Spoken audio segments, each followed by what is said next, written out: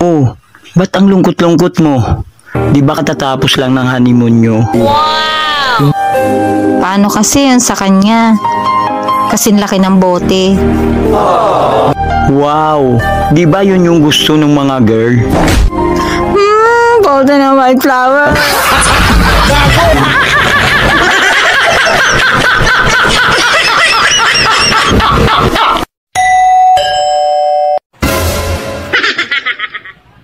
Huwag niyo akong mabiro-biro ngayon.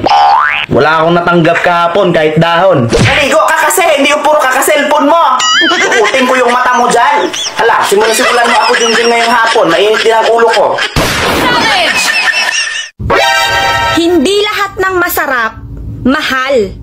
Parang ikaw, masarap ka lang, pero hindi ka mahal. Ang damot-damot mo. Nagbago ka na.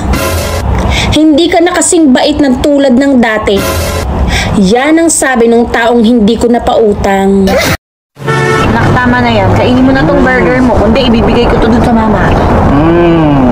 Ano ba? Kakainin mo ba tong burger mo o hindi? Bibigay ko talaga to sa mama. Ayun o. Minsan mo na kainin mo na tong burger mo. Ibibigay ko to sa mama. Ayan na. Miss Annalyn nga, kanina pa dapat ako bababa eh. Ano ba? Ibibigay mo ba yung burger o hindi? Kanina ka pa paasa yan. Dahil na ng bahay namin. Akin na yan. Akin na naman kapabala ko. Ako lang yung bata! Habaan mo pa yung pasensya mo sa kanila. Hoy! Anong tingin mo sa pasensya ko, Garter? Ang pag-aasawa ay parang lechon. Masarap sa una pero habang tumatagal nakaka-high blood na.